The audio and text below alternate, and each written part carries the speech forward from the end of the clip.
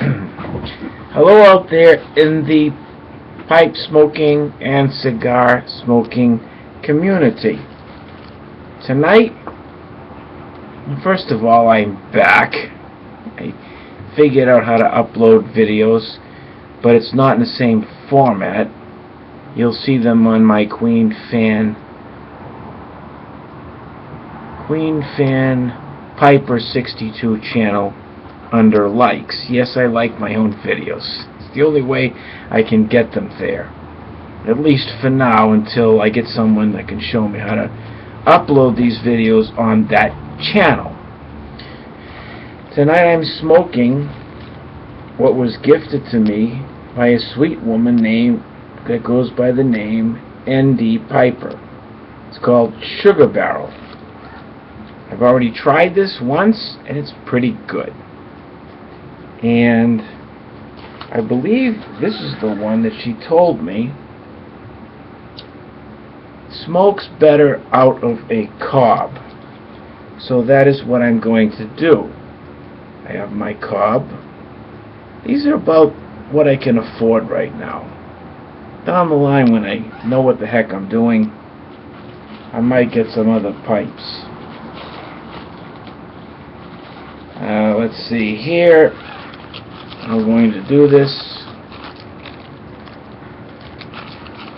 If I'm filling this thing wrong, feel free, anyone out there, if you want to advise me on how to do this properly. That's fine. I'm not one of these guys that is for that saying, you can't teach an old dog new tricks. A lot of the younger people out there in the community know a heck of a lot more than I do.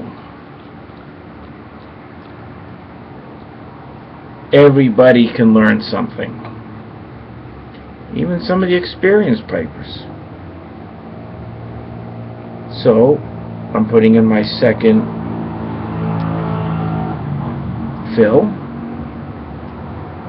damping it down a little bit more, trying to keep this table neat as I eat off it too. So you have no idea how many times I've dumped out the ash into my teacup or coffee cup. I'm sure that's happened to some of you too. Sometimes I just drank it anyways.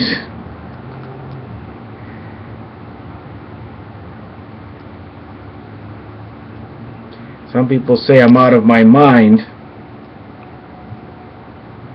I've been locked out of my mind. I've been trying to get in for years. It won't let me back in the house.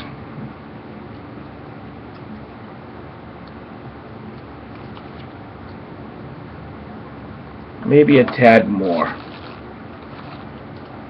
Little tad more. I'm learning not to rush these smokes. That's why we smoke pipes. But if I want more tobacco, just fill up another bowl. If you have time. Then you fill up another bowl later on.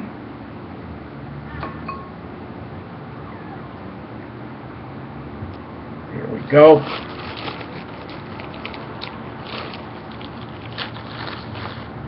Sugar Barrel. First time I've ever had Sugar Barrel in my possession. I've heard a lot about it, and somebody told me it's hard to get. So, this is even more appreciated. Thank you, ND Piper.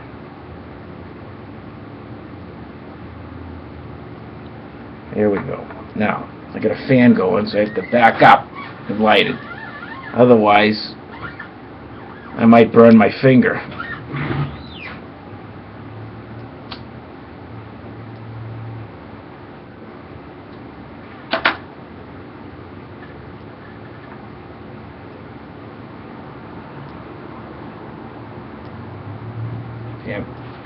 Tamp it down. Light it again.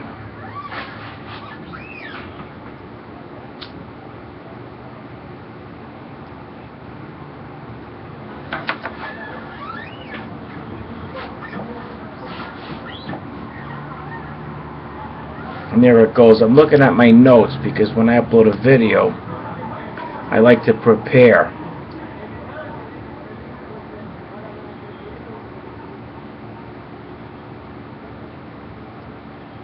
It's good to do that because I don't like to ramble back and forth between subject and subject, and then the upload is a disaster. So, what do I have to talk about next? So, oh yes.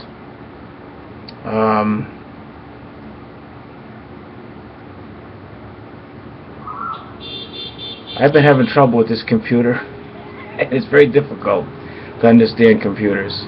I want to do a shout out to Callan Darl, who has offered to send me even more samples of some good tobacco, and I'm looking forward to that. And some other great tobacco products that are on the way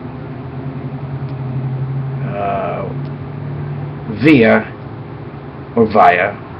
UPS that I purchased.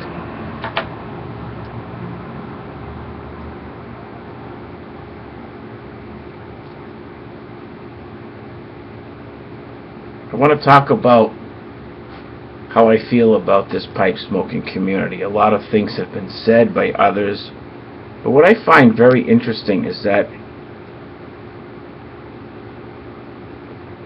this community has at least one difference than a smoke shop where people gather, pair off, talk back and forth about things, smoke pipes, cigars, whatnot, sometimes just hang out. When you're at a pipe shop, smoking, or any place where you're around a lot of people, as people are conversing, you get people that are kind of rude, at least at that moment. They interrupt you when you're talking, or you interrupt them when they're talking, and conversations go astray, and you don't get that in this community because I'm doing this video, no one's interrupting me. Somebody else is doing a video, uploading a video, I don't interrupt them.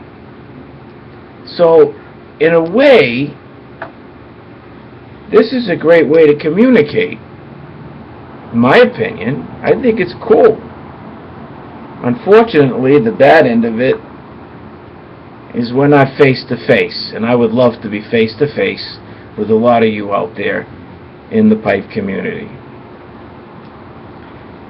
I find that, see, I gotta light it again because I'm talking. I'm learning a lot, and I've learned a lot already from a lot of you in the pipe smoking community. What I'm finding too is that there are other sources out there where you can learn a lot. Cigar and pipe tobacco vendors, for instance, put out information either through magazine or video or anything or something of those natures that contain a lot of useful information, especially for beginners. And it makes sense because they either make pipes, make cigars, make pipe tobacco or whatever, and they want to keep their customers satisfied, and they want to keep them smoking. So they have a little different interest in all of this than people in the pipe smoking community. There is a little difference, big difference actually. And I've watched recently some great videos put out by some individuals who represent these companies, I think, and it was great because I'm kind of at the beginner stage. A lot of people are, and those videos are tendered more toward the beginner. This is more of an intermediate type community where you have people that are very, very experienced. And there's a lot of things that they're talking about on these posts, on these uploads. I don't have any idea what they're talking about. But a lot of the things that they're saying. Terms for different types of tobacco, different types of pipes.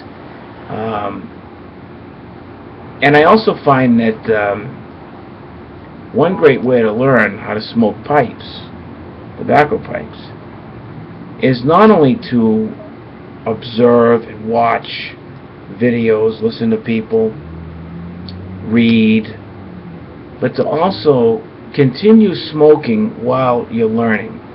And sometimes go back to these beginner sources. And it all kind of meshes in that brain. My brain is already meshed. But somehow it's sinking in. And that's good. That's very good. And it's great to have the community, but it's also great to have these other outlets to learn, because this is kind of like a science. It's almost like learning a trade, where I learned a trade, and I started out lugging pipe, lugging wire as an apprentice. And it's good to do that. It's good to have apprentices do that, because when you get to the advanced stage as an electrician, you kind of have a little more common sense. You don't need to look up this book to find out what size pipe you should run this size wire in.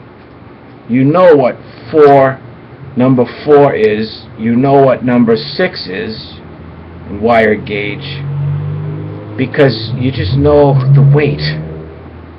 I know what a 1.5 inch EMT pipe is as opposed to a 3/4 inch pipe, because I lug so much of that crap around for my father and everyone else that I didn't have to go look on the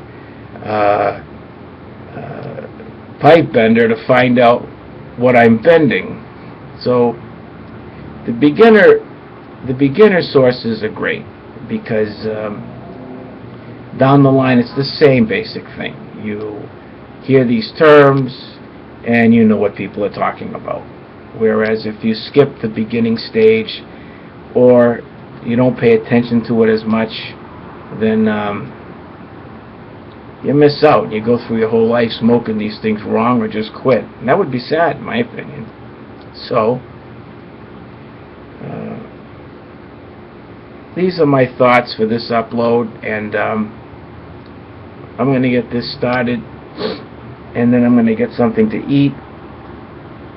This weekend I didn't get to see my son, and I won't tomorrow because he's busy with things, I'm busy with things.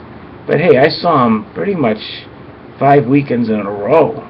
We had a good time together, and he brought up some interesting questions, and when I get back to him and see him again, hopefully we can resolve these things. He's very intuitive, and that's a good thing. Kids can learn a lot of things from you, but they can also teach you a lot of things too, about yourself and about life, because kids are dreadfully honest. They don't lie as much as adults do. They don't misrepresent themselves like adults do. So it could be a great relationship raising kids if you do it right and listen to people that are experts, child psychologists. It's very important to listen to them. Believe me, it's helped me and his mother out a lot. Sometimes people don't. They wind up in a serious world of hurt. Have a good night. Happy smoking.